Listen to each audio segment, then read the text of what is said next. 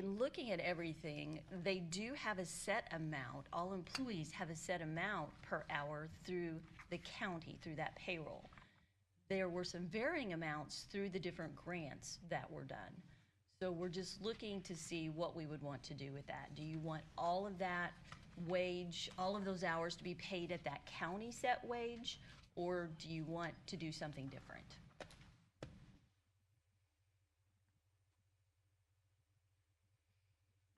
Don't everybody jump at the same time? Yeah. I want them to be paid at what the council determines they should be paid at, so we can properly track, with the exception of the health officer. There's varying amounts in there, and I want it kept at the county level that's been done in the past. And for 26 would be 23,752.83. I think it shows 112,000, but I think it's his total income with the immigrants and stuff like that he works Right. through the physical program. But everyone else, with their health department's recommendation, I think they appear to be in line from the research I've done. Any other discussion?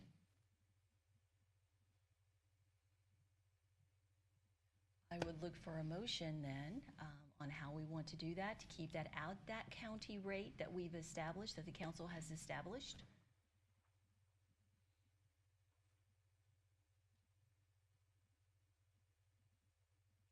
Basically just whatever the salary. Right, whatever that salary We're was. just staying consistent. Yes. I'll make the motion. Okay, Tom made the motion. We have a second by Matt. All in favor? Aye. Any opposed? Motion carries.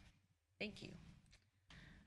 We have the commissary report this morning. Good morning, Sheriff. Morning.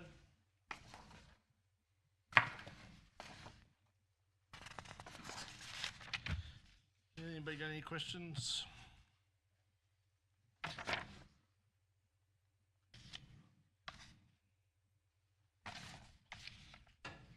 Looks like it went up every month. Yeah, a little bit. We're doing some different things, so. But while I'm here and talking about it, and I probably got to get it on the agenda, but I'm needing like a carport to build over down at the Old County Highway Garage where we have our boats. I've gotten one estimate in, it's about $8 grand. I'm still waiting on Graver Post and another one. But I talked to Nathan about it. He said it'd be fine to make it down there. It's just like a metal carport that we can have the boats that just sit there in all the weather. And we don't really have any place to put them in, so it'll be under 8,000. But because it's not for the jail, I have to ask you to do that. So I don't know if you can approve it here, if I need to put it on the next agenda. That I don't know. But that's something that's needed.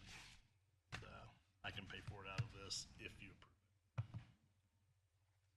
it. I would say let's get all the estimates in, and then let's take a look at those estimates. I'll get it on the next agenda.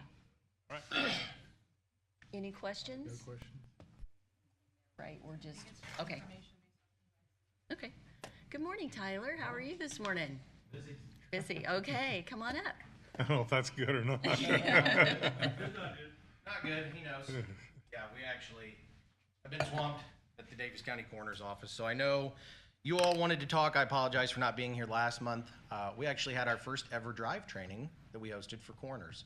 If you don't know what drive is, it's a fancy acronym for the vital systems record system for us for signing death certificates. So a lot of coroners enter this office and have no idea how to do their first one. Carol taught me in our office, our administrative assistant, so we finally got the state health department to get on board and provide that training for every coroner in the state. So there's some of the good things that we're doing. The radios seem to be working pretty well. I'm hearing cases outside of the city police, but in terms of cases and in terms of the quantity of cases, I'm just going to be honest.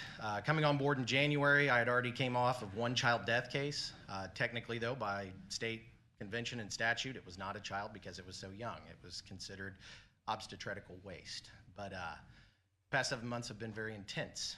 Currently, whenever I gave you the most recent report in terms of autopsies and data, that would have been made in July. We had 37 cases. We are currently at 43 cases. We had 5 cases since Friday. Okay, cases that required an investigation with us. Only one of those so far has had to have an autopsy. That would be the one at 10 o'clock last night. We had 2 yesterday alone. So we are at 43 cases. I know there have been some comments I've heard from commissioners and others about the amount of autopsies we're doing. I will be honest with you, looking at the data, I tracked it, I trended it since 2019 is the last earliest amount of data that I have working with Carol at our office. We are currently at 47% non-autopsy cases, so I want to be clear, we actually have the lowest amount so far in these past 7 months of non-autopsy cases since 2021. Okay, so we are actually doing less. And again, that's within the legal guidelines. I've been told there's legal and there's right. Well, it's kind of both things at the same time. If it's an unexplained, if it's a sudden death, if it's a homicide, an accident, a suicide, we're doing those kinds of autopsies. If it's a circumstance, unfortunately, where someone does not have any medical history. The analogy I tried to put in there for you all, just to try and make common sense out of this, something's wrong with your car and you look at the hood. Can you tell what's wrong with it? We can't either. So sometimes when we don't have the medical history or a primary care physician that is taking care of these individuals, we have to get those answers. We have to get those answers legally. We have to get those answers for the family so that they can grieve and so that we don't imbue more trauma on them. And then I'll just be completely honest, the way that the insurance world works nowadays, a lot of insurance companies are looking for autopsy reports to complete or satisfy their accidental death and dismemberment claims, or even to move forward in some cases with interment. So that's where we're at. I don't know. I wish I had answers. I think I told Mike, I wish that we could equate when somebody passes to the expiration date on a milk jug, and you know what the cause is, but we don't know what's going on. The uptick in trends, I'll just tell you, there's a lot of substance abuse related deaths. We have had, for example, a 50% increase in accidents, freak accidents, tragic accidents in our community that have impacted our people that we serve. We have seen 100% increase in suicide deaths. We actually just had one in Q2. It was a very complex case, okay? Things that we've never seen before and endeavored. When we're talking about then looking at some of the data, we saw in terms of just substance-related deaths a 300% increase this first quarter compared to last year's first quarter, and a 500% increase in Q2 compared to 2024's Q2. Cases are just up, and cases that we cannot avoid investigation or autopsy. And I wish I had more answers. We try to trend the numbers, like when we gave you the FY25 budget for autopsy, it was based on the fact that we've had to every year appropriate more and more and more. I think that our current appropriation request that Carol put in, it should hold at this point. I know we'll probably have to have another conversation too about the per case pay and potentially appropriating. We're down to about, she just told me, I haven't ran the numbers. We just set a meeting for Monday, trying to figure that out because we're down to about 10 cases for them. I work 12 hours during the day because we can't get anybody else to work during the day, especially with the on-call pay. So I make that sacrifice. We have somebody that works nights, and then we have our weekend people. The thing is we're just getting called out almost every other day. So the Q1 and Q2 data is up. I sent you a more streamlined document to show you the data analysis on autopsy trends and showing you how we have fewer autopsies than ever before. But that's really it. It's a trying time for Daviess County when it comes to these kinds of cases and these deaths.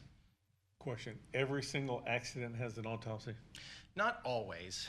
If there's a couple of witnesses, if we actually have evidence where we don't need to perform that, we can avoid it, but most accidents do because they're unwitnessed.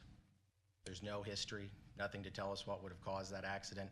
And the other challenge with the accidents, and we actually had to explain this with family recently, was it truly a failure of the vehicle, or was it some kind of biological issue where the body shut down and it caused the accident? So getting those answers is really important to family and letting them know if something was at fault or if it was just somebody's time. If a family actually says, I don't want to do that, are you bound by law in order to perform that? Yes. Based on the questions that are on that document? Yep, the 501. Yeah, those questions trigger whether or not we need to perform an autopsy. Some of them legally, we just have to. Yeah, unfortunately, just because you don't want to isn't sufficient enough. Or even some people have asked, well, my culture, my religious values. Like I know the Amish community has inquired about this. We understand. We try to work with them. I'll be honest, in terms of the Amish community cases, one of the things that our office works to do is we expedite the autopsy. It's no extra cost. We just work to have the pathologist come same day or next day because we know that they want to have that celebration of life immediately. I mean, they would, if they had it their way, they would immediately celebrate the life as soon as the death has occurred. And in fact, that was a case last week where we did not have to work with an autopsy. I did make sure that the family at least was agreeable to the positioning of the body and help them with that. We removed any kind of medical equipment and things so that it wasn't unnatural for them. And then we gave them time to grieve, and we also called the funeral home and let them know about arrangements so that they could have their own celebration with the family there. Yeah, we work with our constituents. We try to work and walk with them in terms of their values, beliefs, their hesitancies, their concerns. But yeah, in terms of being a medical legal death investigator, there are certain things we have to do even when it's painful. And we've had these conversations time and time again. People just don't know the work that we endeavor and how challenging it can be. It's a great question. Tyler, have we, in all the autopsies that we've done, have we ever found the smoking gun? Have we ever learned anything? Yeah, I mean, it's Have very we got important. anything for our money? That's what I'm trying to ask you. Yeah, we give people their answers so that they can grieve. We get answers on what's killing Daviess County. I mean, that's really what your quarterly reports are, is it's showing anything from cancer to cardiovascular health, things that the family did not know about that will inform them to improve their lifespan, improve their health and their quality of health care and selection in health care. Yeah, absolutely. You mentioned insurance companies sometimes wanting an autopsy. Do you ever have a situation where you're not legally required to perform an autopsy, but an insurance company says we want one? If they want one and we've decided not to, then that's at cost to That was my family. next question. Yeah, I've had family that have asked that we have said, no, there's no reason.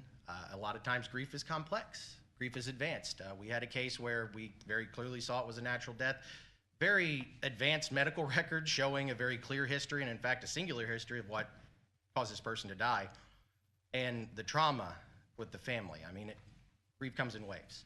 And it was one of those where they were sad, they were depressed, then they got really angry, then the anger turned into, we want an autopsy, we're demanding it, and I just gave them contact information for private vendors for that.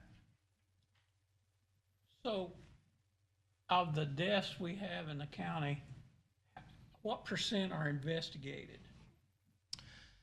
I don't know because sometimes we don't fully get contact information from, say, nursing homes or hospice on how many deaths they have. I wouldn't say,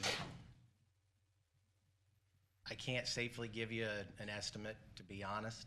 I wish I could, Mike, but we typically see we've seen a 20% increase every year, so anywhere from 40 to 60 cases currently, trending towards 75. I would say that's probably out of, I don't know, 120, 130 or more. We have a lot of individuals that die that never even grace our doors from the hospital and everything. You'd have to ask them about their numbers because they don't always share. We ask for them to at least let us know when a death has occurred, so if family call us and are confused or they don't know about, it's overwhelming. What funeral homes? Where do I go to get this death certificate? Because we've got to validate that to get access, say, to the bank account.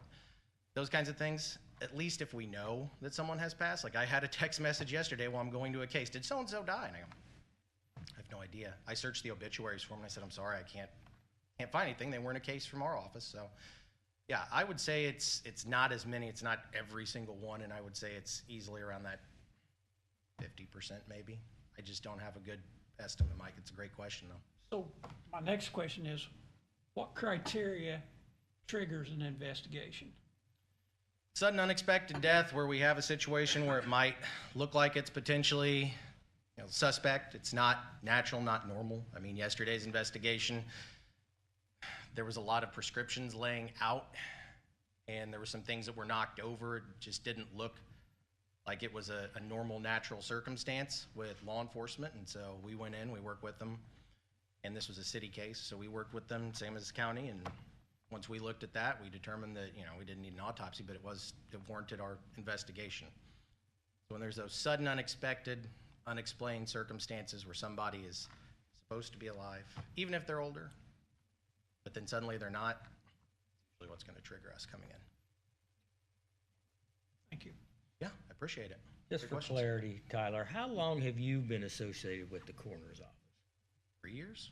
3 years? Yeah. Been around for a while, working under Dr. Cullen. Yeah, this isn't, and I want to paint a clear picture because some people said, well, maybe you're overly enthusiastic. This isn't an enthusiastic job. Trying to tell people that I can appreciate that. your father, your son has died. The things that we do, you know, yesterday having to escort his son out of the room so I could move his dad. And literally, I'm moving his dad. We're getting him to a cot so he can say goodbye. And then seeing him driving a few hours later. I mean, it's tough. It sticks with you. Well, that's one of the things that we train on at the state level is resiliency, because this isn't the kind of stuff that is easy for people to digest. As someone, I teach with somebody out of Michigan that's a medical examiner, and she said people are just not meant to see the deceased like this, in this quantity and in this severity. And it has certainly been severe lately. Any other questions for Tyler on those reports? And Tyler, since you're up there, you have the appropriation request for $30,000 for autopsies, and you feel like this would get you through the end of the year? I do right now, yeah, just based on current trends. Again, I wish I could give you more data, and I wish it was more consistent, and we do trend it. I think that that's fair for now, yeah. What's the cost per autopsy now? What's it running? I would say a good average is 2,200. It's increased. I think it was like 1,500 or 1,400 whenever you were working. It's risen. And that's, keep in mind, that's somebody that will actually come here. We struggle with that challenge is there's not a lot of pathologists and them traveling. Sometimes it's hard. We may have to transport bodies elsewhere. I'll be honest, our pathologist is in his 70s. He wanted to retire last year and then he quit. So Dr. Jacoby is still going. So he quit that sentiment. He's going to keep going for a while. So This is roughly an additional 15 autopsies. yeah.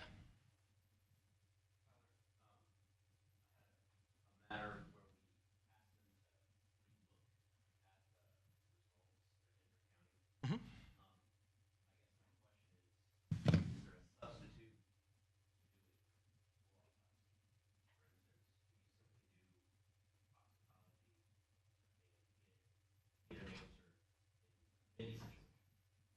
Not always, because toxicology is implying there's some kind of situation where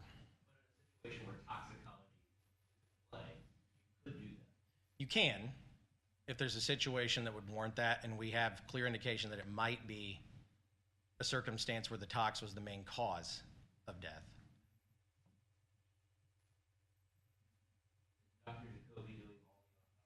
Mhm. Correct.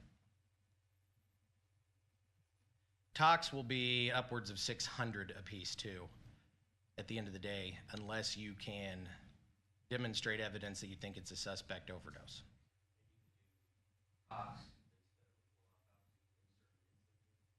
Some.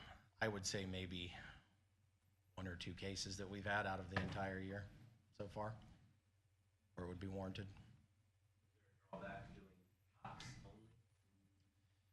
Well, if we do tox only and we don't do the full autopsy and it's not suspect overdose, it's $600, and then he'll come in and do the regular autopsy for $2,200. So yeah, you'll inflate your costs that way by an extra $600. When they do the autopsy, that doesn't include those type of things? You do the autopsy, the panel is no cost, pending that there's not something that they don't have in their list of ingredients. Like we had to do one where we had to ask for a special panel for about $300.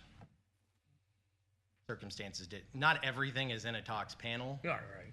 So we get the one-off where they're doing or using things that aren't typical.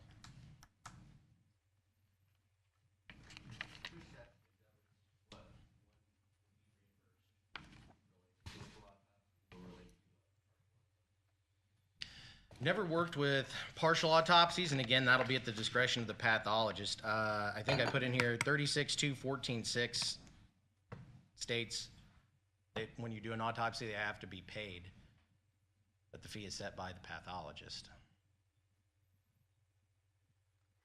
Any other questions for Tyler regarding the appropriation as well? Any discussion on the appropriation? If not, I look for a motion to approve. Tom made the motion, second by Matt. All in favor? Aye. Motion carries. Thank you very much for Thank the you. information. Appreciate it. Thanks. Thanks, Tyler. Okay, the next up is the tax levy. I have to read a statement. The Davis County Council has reviewed the levy limits and circuit breakers for all taxing units within the county, and we recommend no changes. That just had to be read at the first meeting in August and documented in our meeting minutes. Okay, And those documents were linked within your agenda, so you have that stuff. okay. Now that everyone's moved over to the courthouse, the renovations are basically complete, we need to talk about our meeting times. We've been at 8:15. We can go back to the 9 a.m., we can look at an 8:30. What is everyone's preference on that? What works best for you ladies?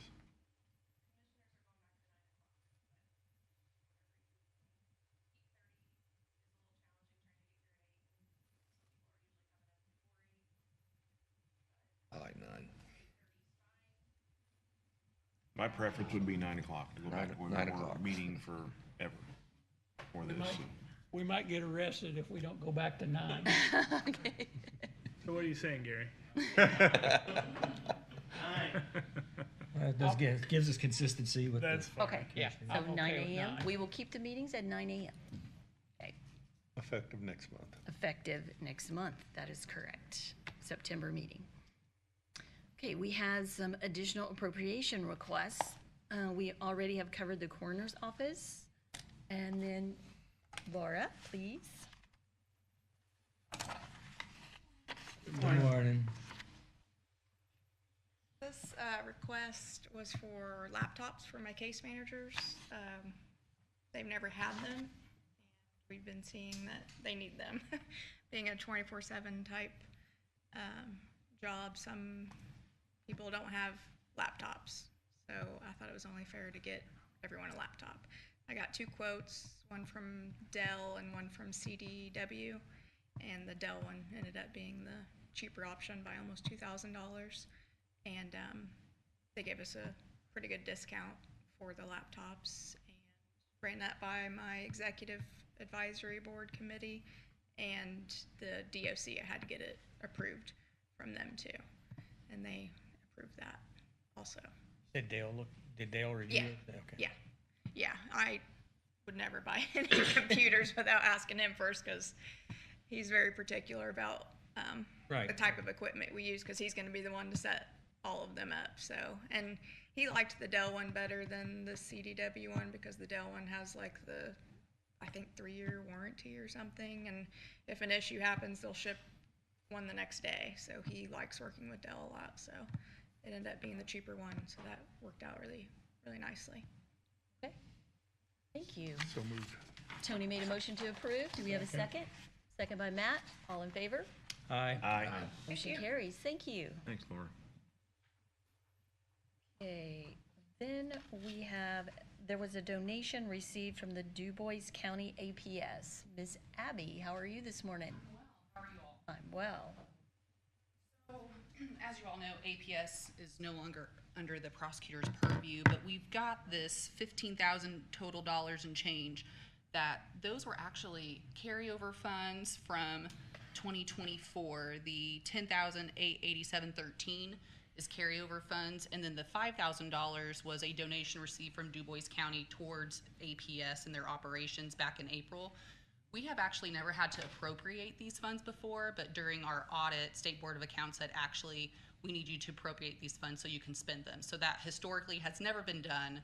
So now I'm asking that they be appropriated so that the money can be spent. Some of that money actually has been denoted for Social Security, Medicare. That actually has been used to work with the payout for both our APS caseworkers, who have now gone on to greener pastures with the new third-party vendor with the state. So I'm just asking that you approve the money we've already received. It's not county funds. It's just the donations that Du Bois thought would help the operations for APS since they were servicing their county at the time. I don't know if there's any other questions. Pretty straightforward motion. Motion Abby? made by Matt. Oh, sorry.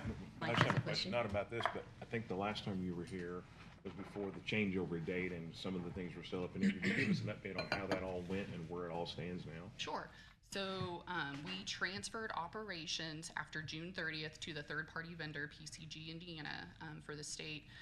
About a week before that happened, there was a transition period within the office where any new referrals that were coming in were kind of put in limbo in the new system. So we didn't open up any new files that last week of June.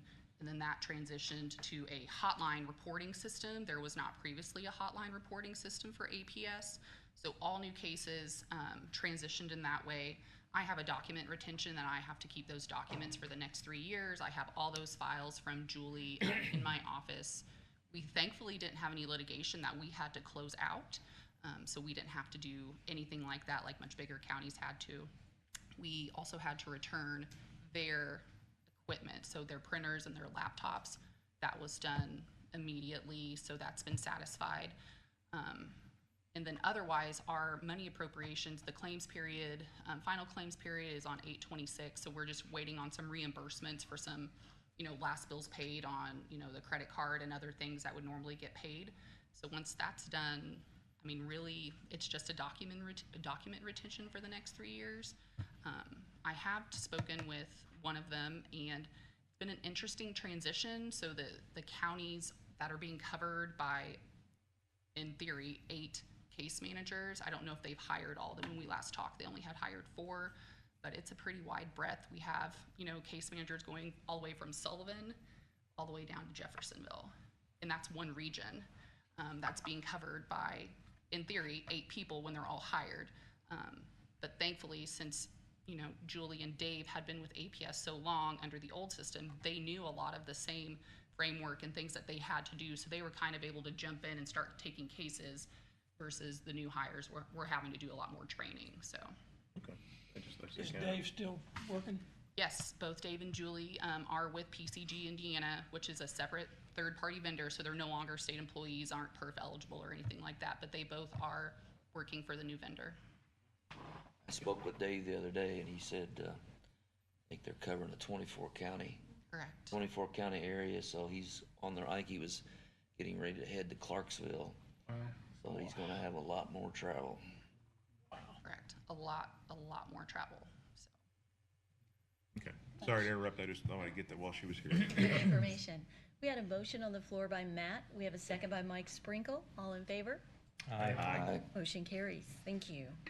Laura, we have IRACs. I should have had you do that when you were up there. I didn't even.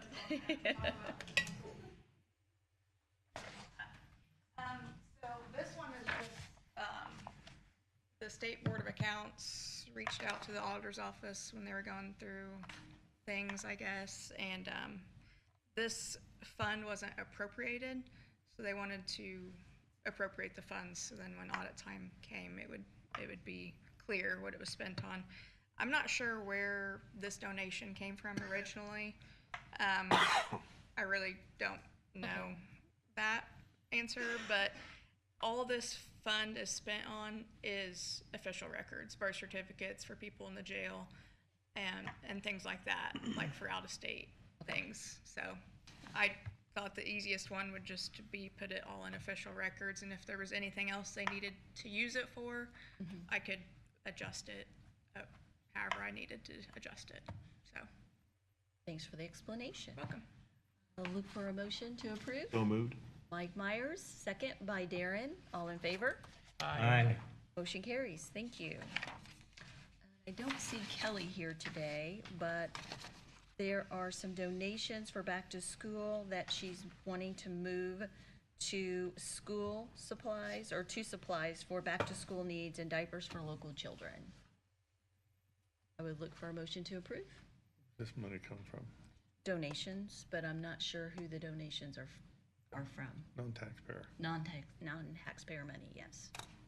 Okay. Motion by Mike Sprinkle, Second. second by Tony. All in favor? Aye. Motion carries. And I don't see Nathan from West Boggs here this morning either, but we had already talked about this. This was moving money. There were some actual sponsorships that the park had taken into their entertainment budget. Different people, different businesses had donated money to go towards entertainment expenses. He's just asking that we move that from the general fund to the entertainment expense. And also then he had received some donations for the fairways work that they did on the golf course. And he's asking that that gets moved from that donation fund over to that improvement fund. I look for a motion to approve. So moved. Matt made the motion. Do we have a second? Darren has a second. All in favor? Aye. Motion carries. And then we already talked about that boater safety education grant with the hours. They had 232 hours. And so we're looking to move money from the grant over to the wage and then also for the Social Security. Is this the total amount, the 10,728, or was there just $10,000? The grant was 10,000 and $700 it carried over. Okay, So that's the total of everything. thank you. Move to approve. Motion by Tom. Second. Second by Tony. All in favor? Aye. Motion carries. And then they also had on the boater safety education grant to be moved over to repairs and maintenance. That was the additional that was left over that you just discussed. Yes. So I had looked for a motion. I'm sorry, I should have included that in there, all of it. Motion by Mike Sprinkle. Second by Tom. All in favor? Aye. Motion carries. Then we have the Lost Team. This was a grant. We're dispersing funds from our community foundation to the county general fund. That was for, Yeah, so that's the rest of the funds from the grant. okay, so we have, Getting dispersed to different line items. okay, so personnel and supplies and dues and training. Yes, all three of those. Any questions on that? Nope. Motion by Matt, second by Tom. All in favor? Aye. Motion carries. Okay, in your packet, you do have DCH finance meeting minutes, West Boggs minutes as well. And we already covered the transfers. And I think, do we have any comments? Grant, you had something that you wanted to share? No, go ahead.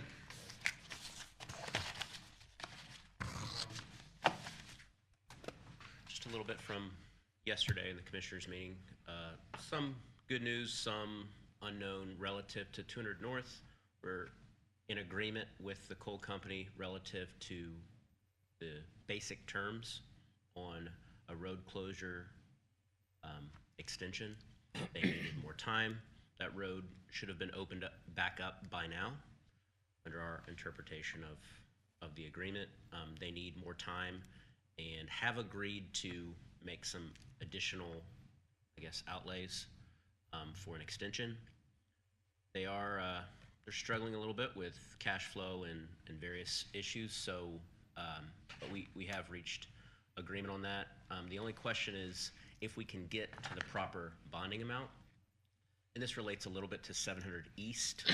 There's a gentleman that's working on addressing the bonds at 700 East, and his name's Mike Costello. He's been working with Chris Winkler, and it's been very helpful. He was down in Du Bois County, hopefully going to get the 700 East issue addressed, but he's been helpful for us to know exactly what we need at 200 North.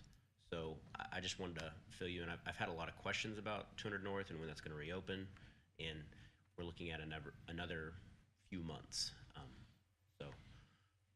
Yesterday, there is basic agreement on sale of Westgate land by USTF, so that's positive, I believe. And questions, maybe direct those to myself or to Matt. So two things that are good news, but still unknowns when they're gonna finish up. Thank you. So relative to 200, is is the delay in that, they still have operations going? They're Or is it- actively mining, and I ask opposing counsel about, like, are we right at the end? He's like, no, there's a lot of reserves still there. When REO bought out White Stallion, there's a handful of issues at play, but they don't have the bonding capacity. They just sort of took over what White Stallion had. So there's an effort to expand out that program, and that's taken them quite a bit of time to get to what the commissioners have requested, which is a $500,000 bond. We're not quite there. That would just be the top layer. The surety bonds gets us to the surface, and then there's a top layer. So